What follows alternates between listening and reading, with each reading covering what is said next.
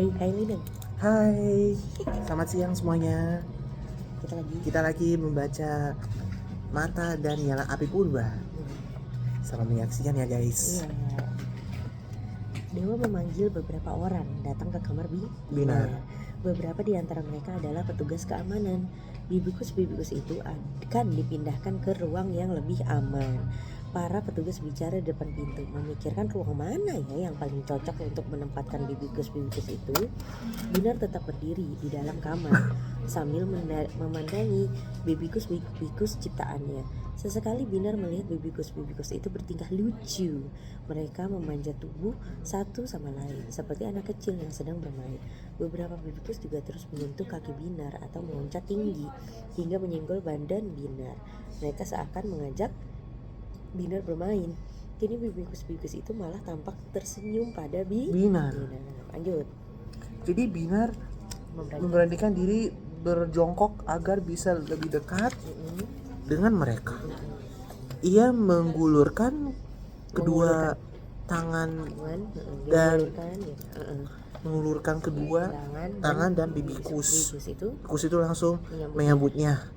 Binar mengelus beberapa ia bisa merasakan badan mereka yang keras, tidak lembek di balik bulu-bulu lembut yang berwarna hitam. Binar memperhatikan gigi mereka yang kecil, seukuran biji jagung.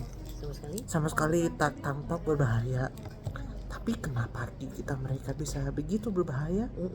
Sejak awal Binar memang menginginkan binatang yang kuat, yang memiliki gabungan sifat dari banyak binatang. Tapi ia sama sekali tak pernah menginginkan binatang itu berbahaya bagi manusia.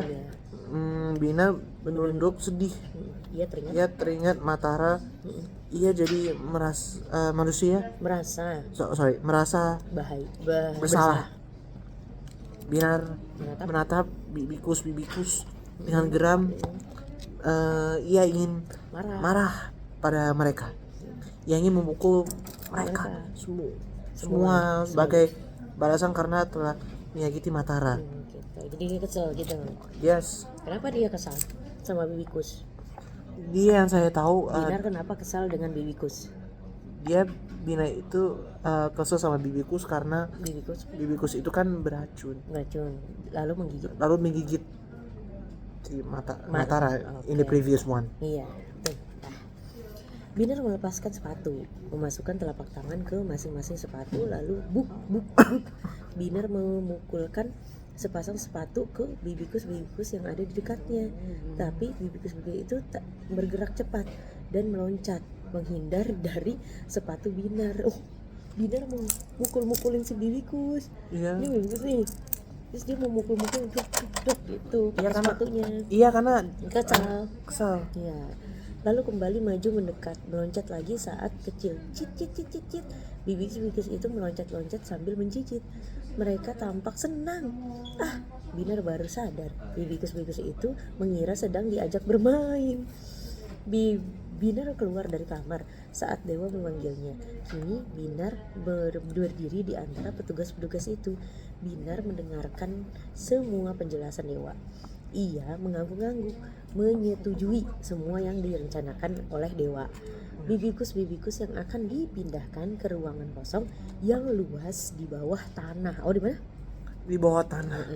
Yang kadang-kadang dipakai sebagai ruang pertandingan bulu tangkis, basket dan futsal. Dewa betul-betul memikirkan tempat terbaik untuk para bibikus. Ia tak mau asal menaruh bibikus di tempat yang sempit dan jelek. Bibikus harus berada di tempat yang layak. Yang layak tuh yang baik. Yang nyaman. Namanya layak. Tempat yang memungkinkan mereka bergerak bebas, berperilaku alami, apalagi kalau betul yang dikatakan Binar bahwa bibikus bisa tumbuh besar.